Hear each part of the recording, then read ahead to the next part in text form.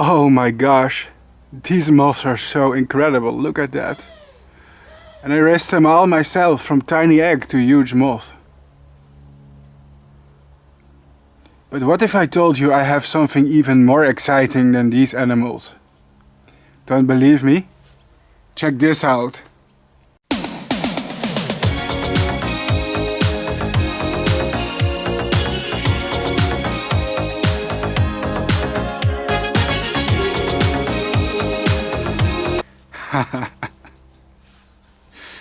I got you there, don't I? But I'm here to talk about a problem, you see. My channel has a huge problem. I pretend to educate people about moths and insects. But if you take a critical look on my channel, you'll see that most of the moths and butterflies that I show are pretty huge. That's because I have an affinity for the Saturnidae, the emperor moths or the silk moths, whatever you prefer to call them. But here's the thing. I think it is misrepresenting the biodiversity of moths. You see, these moths are only a small part of them, and if you think about it, these moths are among one of the biggest in the world, because the majority, like 99.9% of all moths, are only a few centimeters in wingspan. So for somebody who pretends to represent moths, I don't really show the full diversity. So therefore I was wondering, would I get views if I showed you something small? Something insignificant? Something like this.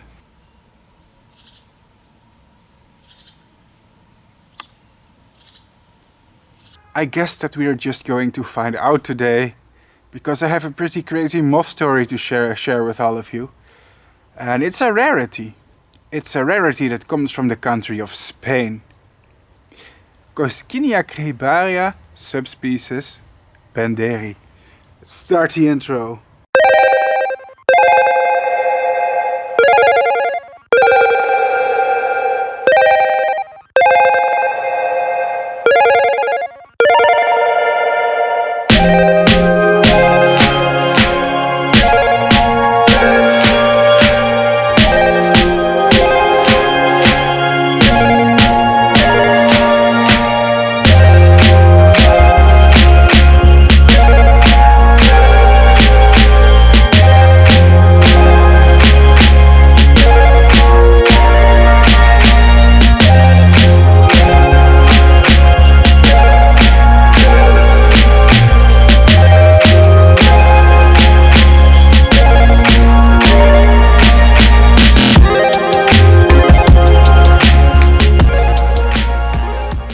My name is Bart Coppens and I am a big man.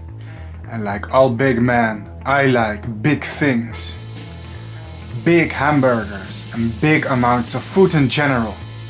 I need to eat a lot of food because my big brain requires a big amount of energy.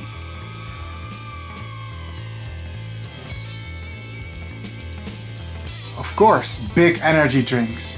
Small drinks are for losers. What am I, a mouse? No, I'm a bull. My big heart, of course, needs a large dose of caffeine.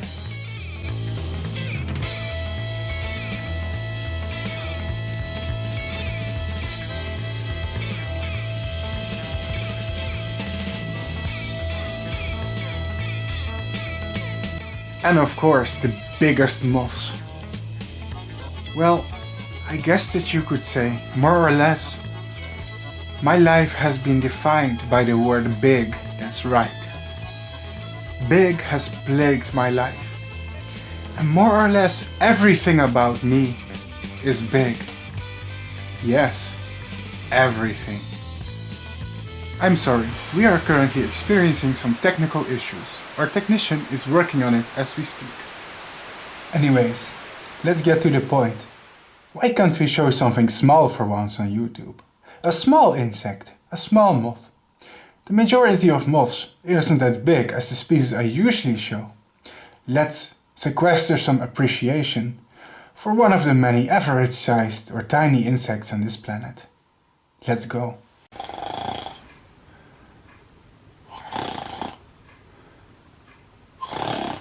Psst. Hey you. Hey, wake up, sleepy. Psst. Shh, it's me, that voice in your head. It's time to entertain your YouTube fans once again. I know.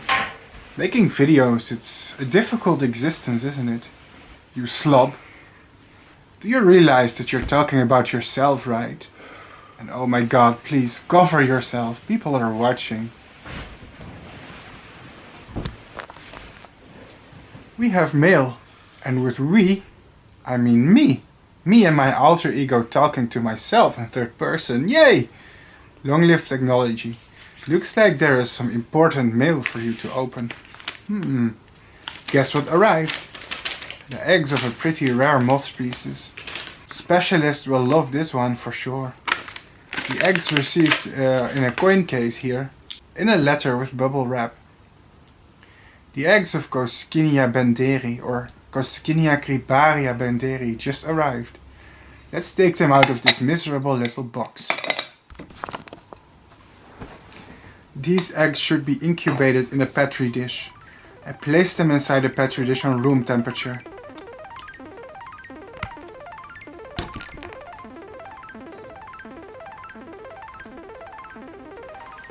That seemed to be sufficient to eventually hatch the eggs and produce some super cute baby caterpillars.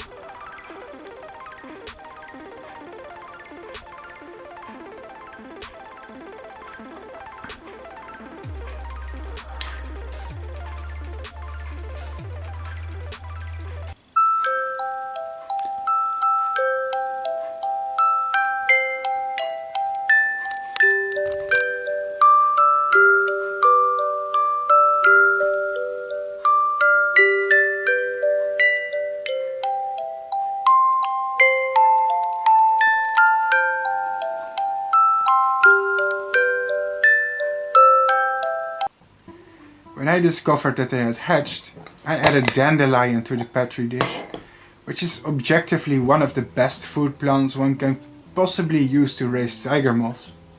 And then I also added a bramble leaf.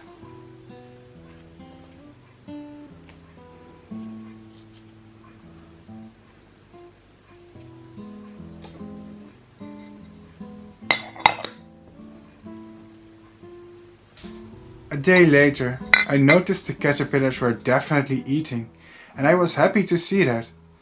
These moths are polyphagous on several herbaceous plants, so I wasn't really worried that they wouldn't feed. Dandelion works pretty well and bramble, but I found out they also love willow, clover and even random grasses like cherry, and also robinia and much more. Slowly but surely, they were growing bigger in the petri dish and starting to get quite a recognizable color pattern, with the white stripes on their backs becoming quite visible. They'll have this stripe for the rest of their caterpillar lives.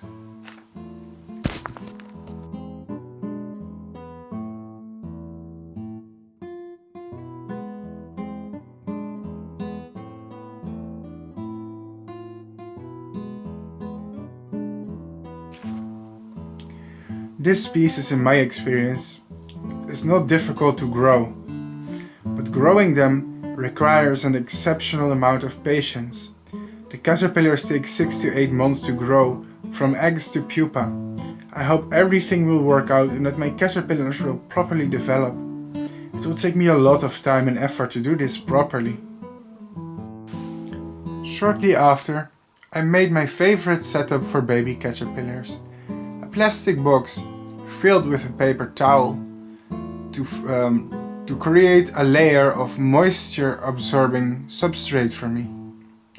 This works for most species of tiger moths. Of course, don't blindly copy my setup without researching your own species, unless you're breeding the same species that I am. But still, it is a generic setup that works for a lot of species. Finally, they were ready to go into their new home. I replaced the food plant every 2 to 3 days, and I made sure it was fresh enough for them. Now let me talk to you a little bit about the species I am raising today. You see, the Coscinia cribraria, also known as the speckled foodman, is a super common species that is found, and I quote from a scientific report, in the Trans-Palearctic present in most of Europe. The species is found in virtually every biotope, at altitudes from 0 to 2500 meters and higher. Outside of Europe, it is distributed through the forest steppe belt of the western Kazakhstan and the steppes of Russia, Chinese Turkestan, northern Mongolia, Yakutia, and the northeast of China. So basically it's a super common species, found almost everywhere in Europe, in Russia and even in China. But what makes the individuals in my video so special is the fact that they are a unique endemic subspecies, coming from a very tiny area in Spain. The benderi subspecies is an Iberian endemic, known from a few coastal localities in the province of Huelva, from Punta Umbria to the Donana, which is a national park in Spain. It's perhaps one of the most rare tiger moth species found in Spain, because if you look at a map, you'll realize the distance between these 2 points is less than 100 kilometers. And within this area, this unique Spanish subspecies is contained. Coscinia cribraria subspecies benderi is, I quote from publications, univoltine, which means they produce 1 generation a year, flying from September to mid-November.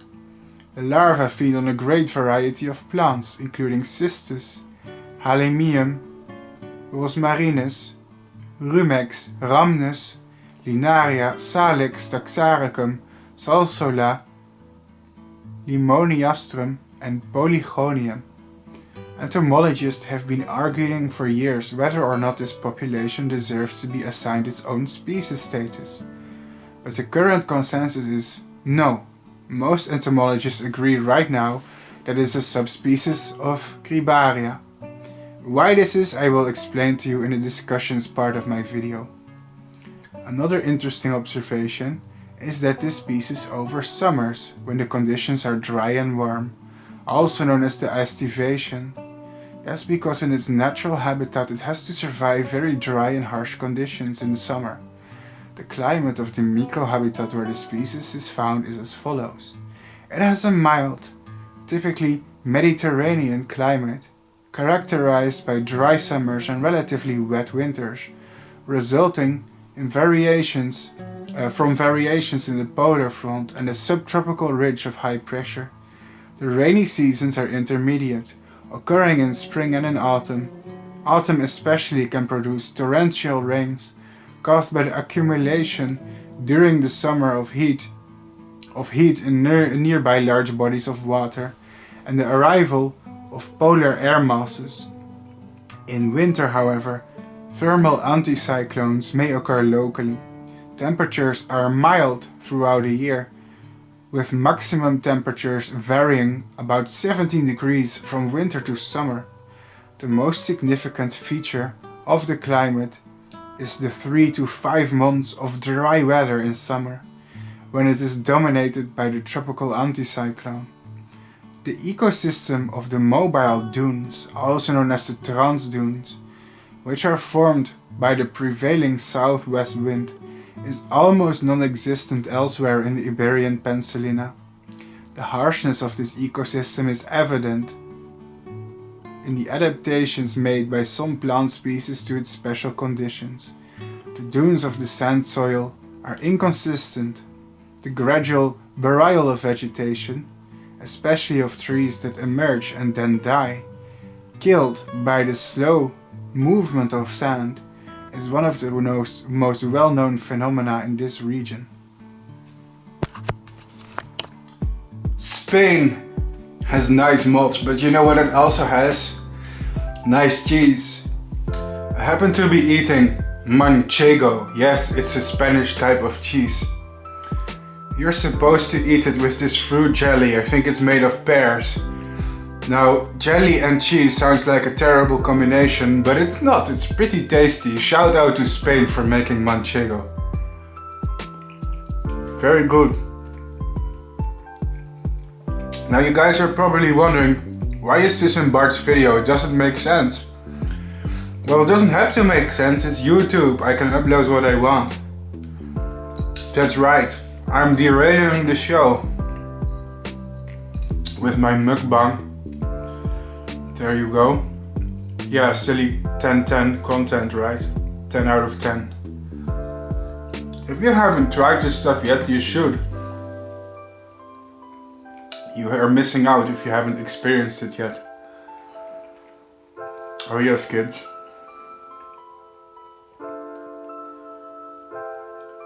I should do like a Dutch food video or something.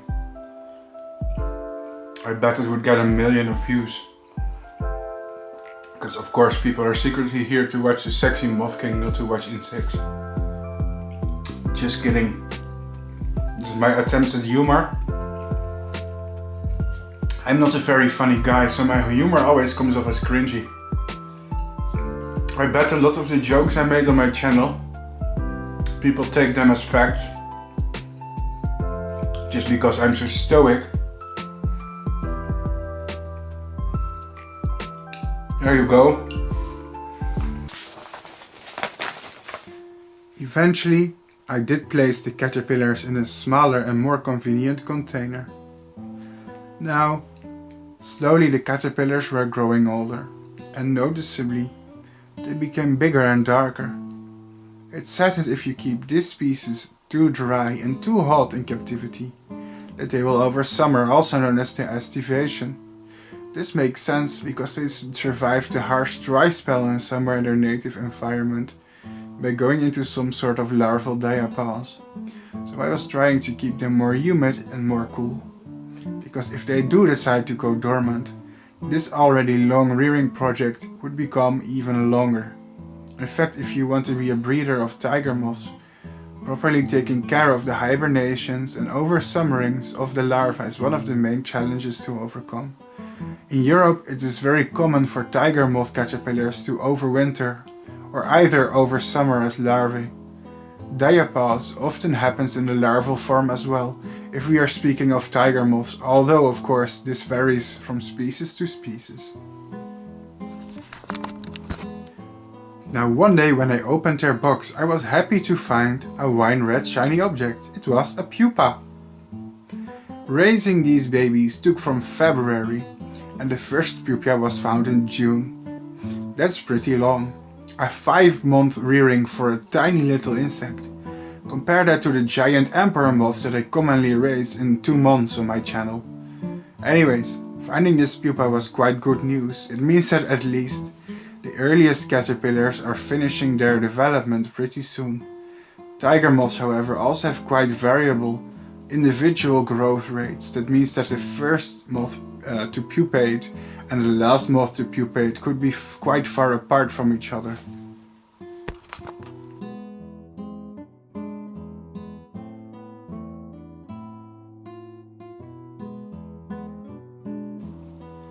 I took the pupa and placed it in my pupa container, in which I hatched small species of moths. Gradually, more and more caterpillars began to form pupae. I stored them all in my pupa container and I collected them. And then I noticed the pupa going dark.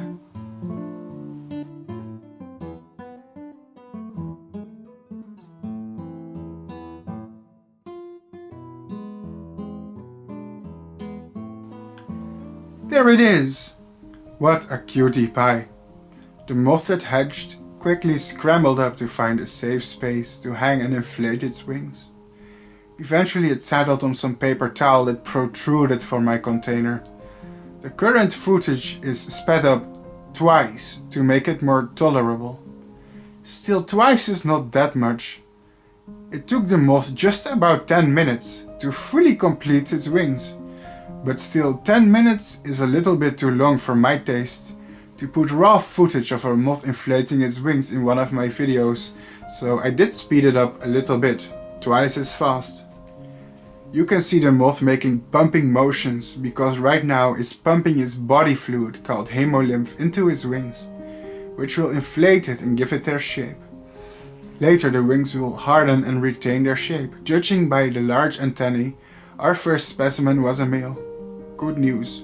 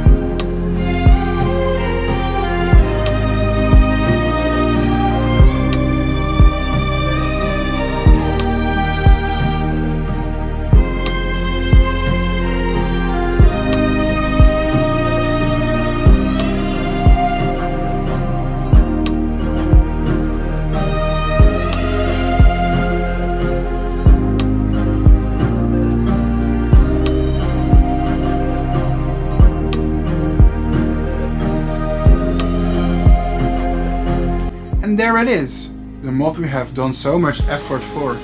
In my opinion, it's a beauty. I think small moths deserve more attention too on this channel. What makes this subspecies unique is its size.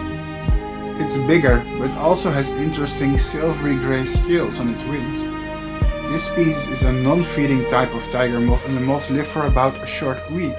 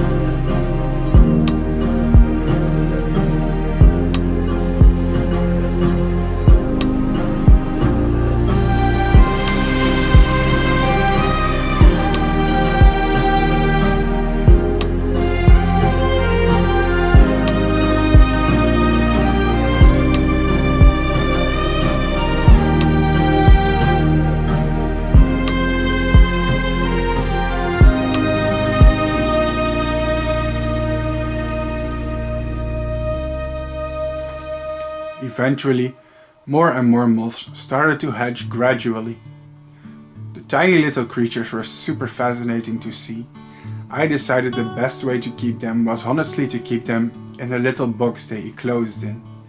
Females are easier to recognize by their smaller antennae. The males are the ones with the larger, plume-like antennae. I simply kept them at room temperature. Now, one thing I tried very hard was to record the pairing on camera, but despite watching my moths closely, I had never observed it myself, much to my sadness. However, that I never observed it doesn't really mean that it never happened. They could have paired for a short while.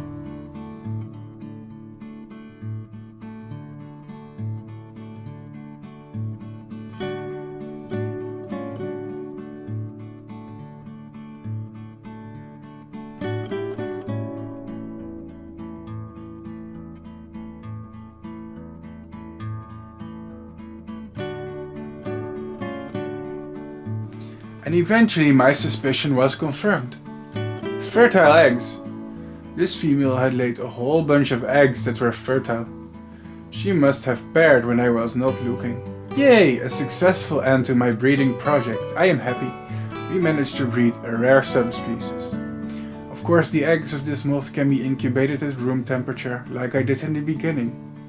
And eventually you will end up with a ton of babies, and the whole life cycle, it starts all over again.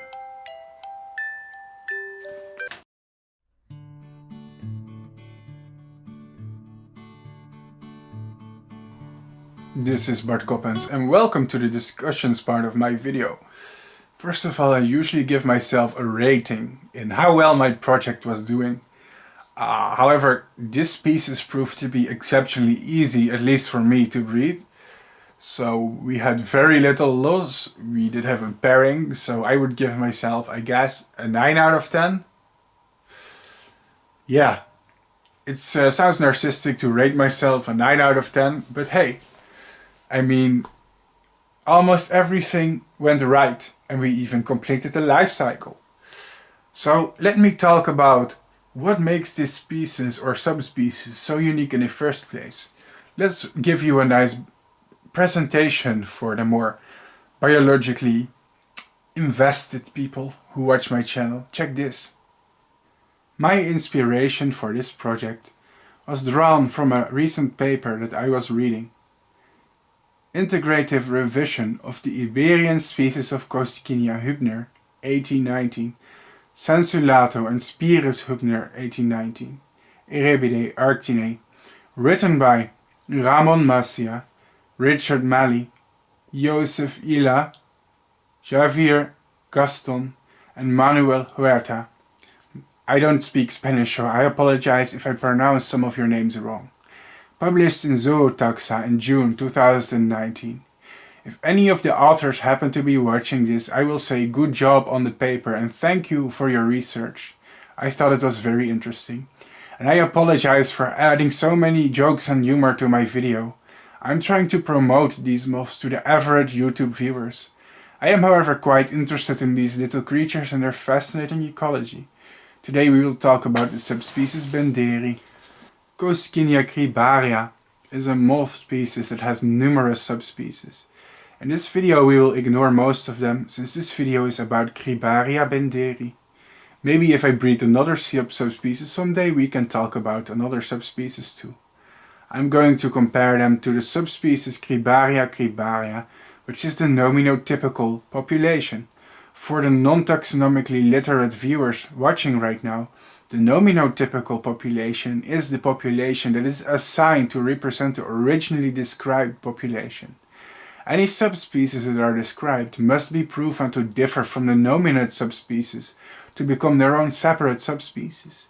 And here we see a nice comparison of the two kinds, cribraria cribraria nominate and cribraria benderi. The distribution of the nominate Coscinia cribraria cribraria is huge. This map doesn't even cover all of it. It extends to Russia and even parts of Asia such as China. And this is our subspecies, the one that you saw in my video today. The distribution is very small and limited to a very tiny area in Spain. I've drawn a straight line on Google Earth between what is assumed to be the two furthest points in their distribution. While there is a margin of error here, since I am not well informed on how the species distribute in the vicinity of these areas on Google, the distance between them is 60 kilometers. Let's assume that there is a margin of error and the species extends beyond the place names on Google Earth. The species is probably still contained within a region smaller than 100 kilometers, which is a very small distribution, all things considered. The habitat of this species is quite interesting. It lives near the coastal salt marshes in a tiny area in Spain. In spring and autumn there is a cool, wet, rainy season, but summer is very dry and hot. The larvae are reported to oversummer during this time. The microclimate around Huelva and Sevilla, around the Donada National Park in Spain, is truly unique and contains endemic subspecies of animals and plants. The place is also super important for migratory birds. Overall, I would like to visit it someday. It is of great ecological importance. The strong winds in this region can cause shifts in the sand constantly, forcing the local species to adapt to shifting sands and the dry season. The genitalia. There are no structural difference in either sex from the nominate subspecies cribraria cribraria compared with benderi, which are both pictured here. In this slide we can see the genitals of both populations. So why are we looking at moth genitals right now? Well, the genitalia of moths are very complicated. They are kind of like puzzle pieces that fit together like a lock on key mechanism. One of the reasons that some species of butterflies and moths cannot interbreed is because in some cases their genitals are shaped too differently to be able to pair with each other. If you want to prove if two different populations of moths are different, studying their genitals helps a lot and is a strong indicator that the two species may be genetically isolated because their genitalia have diverged over time, which is an indicator that there is little to no gene flow between these populations, and they may not be even physically capable of interbreeding because of their differently shaped genitals.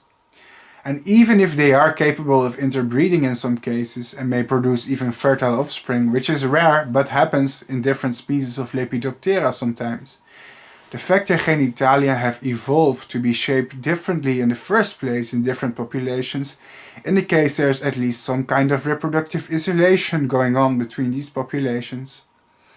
In this case, there are no structural differences between the genitals of cribraria cribraria and the cribraria benderi. This is evidence for the fact they should not be classified as different species. The molecular data. I quote from our article, "The three genetically investigated specimens differ by 0 to 0.22% in the cytochrome oxidase 1 barcode from each other." So now let me tell to you, to my viewers, what this exactly means, because it sounds confusing. This difference is too little to support them as different species, and hence benderi is as of today still a subspecies of cribraria. Generally, the molecular difference in the cytochrome oxidase 1 barcode for most populations described as different species usually differs for at least 2%. Barcoding is a good screening tool in search of taxonomically intriguing and perhaps overlooked cases, or getting preliminary organization of large unknown biota, say, like small wasps in the canopy of Amazonian rainforest. Large divergences, such as 5% or higher, in DNA barcode sequences provide strong support for the taxonomic separation of two putative species. However, the extent of divergence between congeneric species varies among invertebrate groups. The evidence for the species status of a taxon must essentially be searched for elsewhere, such as morphology, ecology, and so on. And there are no, I repeat, there are no thresholds existing. Genetic divergence in the cytochrome oxidase 1 between congeneric species of insects ranges from 6.6% to 11.5% in some cases. However, they found species pairs with divergences as low as 2% difference in the barcode, and I recall from memory that there are actually a few species of moths and butterflies that have been described as different that do have a 2% sequence divergence. Sequence divergences higher than 2% in the barcode region often correspond to them being different on a species level, although there is no hard biological threshold. In this case, a sequence divergence of 0 to 0.22% is way too little difference to support them as different species. And in conclusion, the benderi population, although unique, although in a unique environment, although it has a unique morphology, it is still a subspecies of cribraria, since the molecular data and genitalia points to them being a variation of cribraria. Did you understand what I was talking about? Now, to people who have a background in biology, it all may make sense. But in this case, I discussed the sequence divergence of cytochrome oxidase 1 barcoding and the evidence that was used to support the taxonomic decision to make this a subspecies of the cribraria, which makes sense to me, but which may not make sense to, well, people who are just here to look at pretty moths. But I think it's okay for me to, at least once in a while, include some higher level biology. That being said, thank you for watching my video. It is almost over, but still you have to switch to the more annoying part of my video that we all despise to see, but is important. Let's go.